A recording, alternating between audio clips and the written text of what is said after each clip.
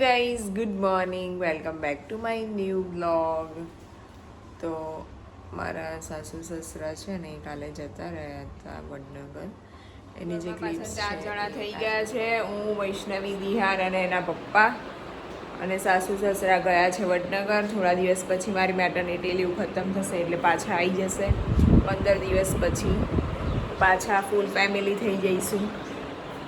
હવે અત્યારે દિહાનને હું અંદર સુવડાવવા ગઈ હતી, ત્યાં સુધી આ મેડમ ટીવી જોતા હતા. ટીવી તો મેં અત્યારે બંધ કર્યું છે, પણ આ જો એ શું કરે છે એ તમને બતાવું.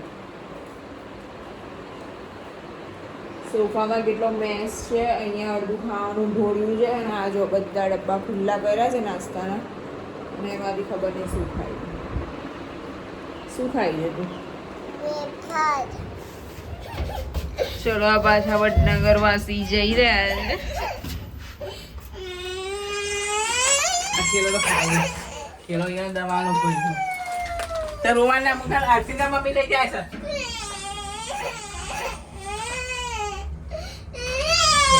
રોવાના આવી છે ને લાઈ ની કરે તું રોતી ના મમ્મી આપણે તારા આરતી ખા લઈ જવાની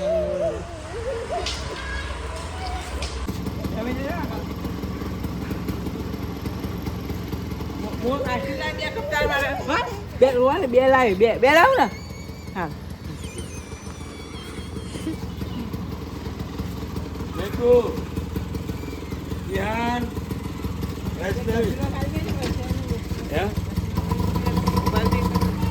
કઈ નહીં, એ તો ઉપર ટીવી જોવા. ચાલો જય શ્રી કૃષ્ણ. લે તમારા આવજો. હા ચાલો જય શ્રી કૃષ્ણ.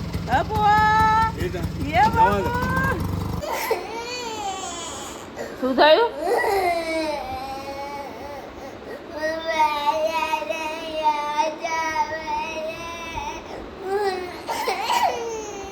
હમણાં આવી જશે. ઓકે, કાલે આવી જશે. Don't worry. એ ભણવું પડે છે એટલે રડવું આવે છે.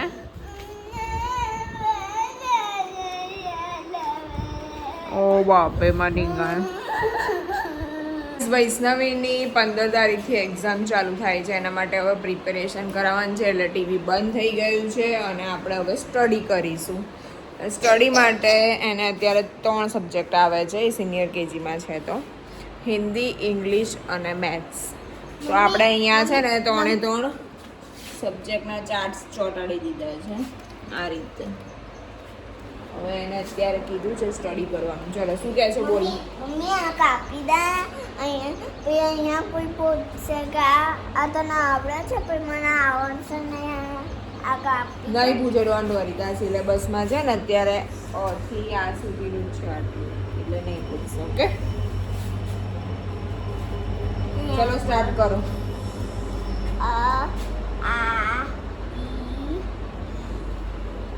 હું આજે તમને વૈષ્ણવીનું એક ટેલેન્ટ બતાવવા જઈ રહી છું કે વૈષ્ણવીએ શું કર્યું. વૈષ્ણવીની એક્ઝામ આવી રહી છે, જેના માટે અમે પ્રેક્ટિસ કરી રહ્યા છીએ, જે તમે આગળના વ્લોગમાં આગળ વ્લોગમાં જોયું. તો હવે એણે શું કર્યું છે હું તમને બતાવું ગાઈઝ. જે આફ્ટર નંબર લખવાના હતા એને, અને અહીંયા બિટવીન નંબર લખવાના હતા. તો એણે શું કર્યું, પહેલાં ઉપર ABCD લખી કાઢી જાતે, ABCD, અને પછી ફટાફટ આ બધું ફિલ કરી દીધું. એટલે વારે ઘડી ABCD બોલીને કરવું ના પડે. એક વખત ABCD લખી દીધી અને આ પછી ફિલ કરી દીધું. સો સ્માર્ટ નાઉઅડેઝ કિડ્સ આર. અત્યારના બાળકો ગાઈઝ આ જે છે ને જુનિયરમાં છે, મતલબ પ્લે ગ્રુપના 2nd યરમાં, પણ એટલી બધી જીનિયસ છે ને, આવા બધા આઈડિયા લાવે છે. સો જીનિયસ યુ આર. તો ગાઈઝ અહીંયા વાંદરા આવ્યા છે, આપણે એને થોડું ફીડ કરીશું, જોઈએ ખાય છે કે વૈષ્ણવીની મજા આવે એના માટે. એ અહીંયા બેઠો છે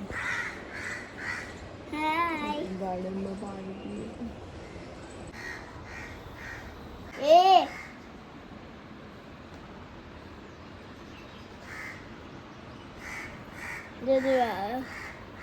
નહીં ખાધું, એક ખાધું પછી જતું રહ્યું.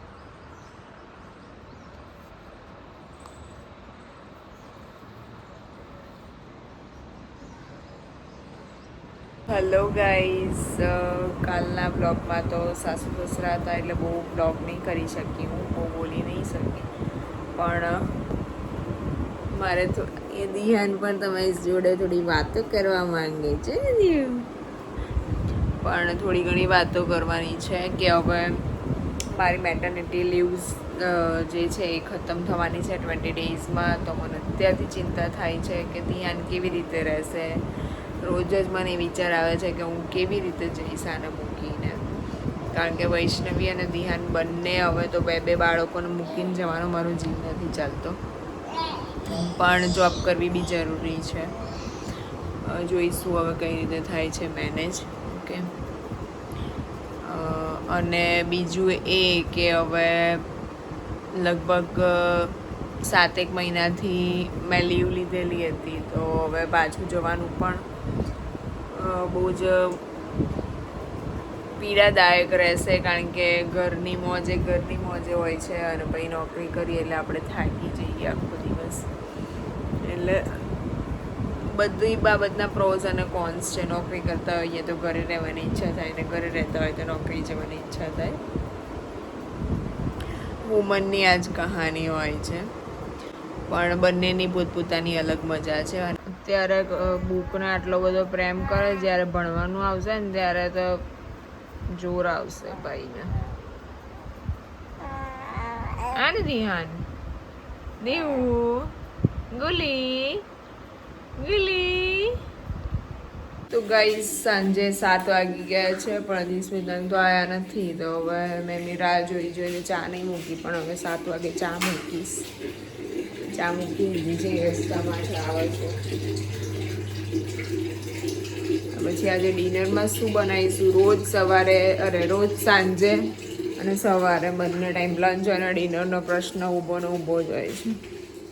રોજ શું બનાવવાનું. બપોરે તો મેં આલુ અને ઓનિયનના પરોઠા બનાવ્યા હતા, પણ હવે અત્યારે શું બનાવવું?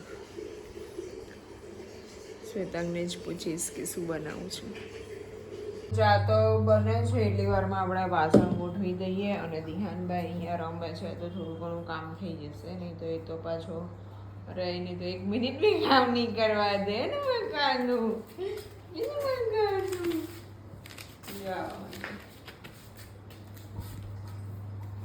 એટલે વાસણ આ બધા ગોઠવવાના છે, ફટાફટ ગોઠવી દઈએ.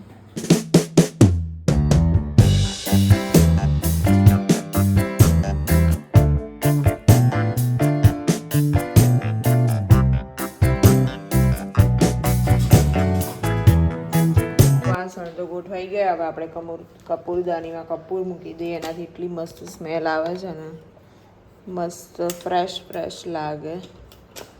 તો હું બને ત્યાં સુધી રોજ જ કપૂર ને ધૂપ કરું છું.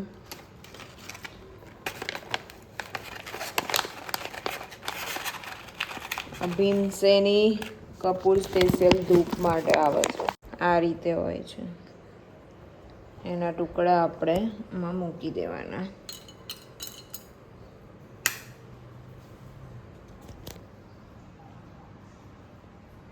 ગાઈસ ફાઇનલી બધા ઘરની કહાની જેમ બને એમ બહુ બધું વિચાર્યા પછી છેલ્લે એવું જ નક્કી થયું કે ખીચડી બનાવો.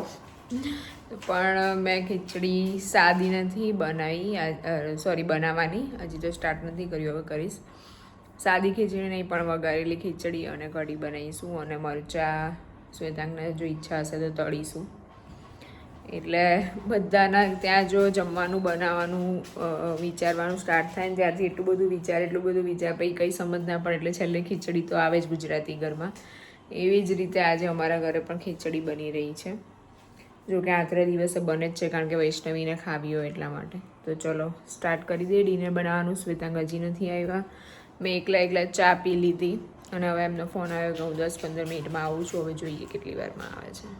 ખીચડી માટે અહીંયા વેજીસ કટ થઈ ગયા છે, ખીચડી પલાળી દીધી છે અને મેં અહીંયા વઘાર મૂકી દીધો છે.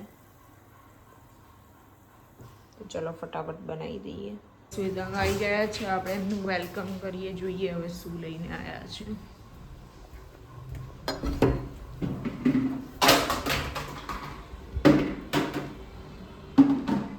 બસ હવે ચા પીતી નહીં.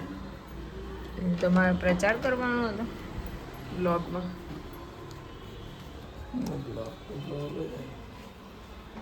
તો ગાઈઝ વૈષ્ણવી બપોરે સૂતી નથી પણ આજે સૂતેલી અને વાગ્યા છે કેટલા 8:30 અને મેડમ હવે ઉઠ્યા છે અને ઉઠીને બી 15 મિનિટ તો રડી. પપ્પાએ તેડી ત્યારે હવે ચૂપ થઈ ગઈ. હવે નિહાન નાનો છે કે વૈષ્ણવી નાની છે અમને ખબર નહીં પડતી. એક અહીંયા છે અને એક અહીંયા છે.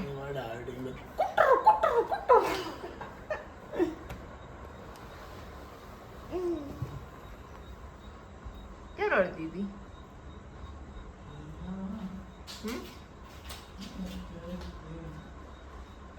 તો ગાઈસ પછી ફાઇનલી ખીચડી અને કઢી બની ગઈ અને અમે ડિનર કરવા બેઠા છીએ અત્યારે.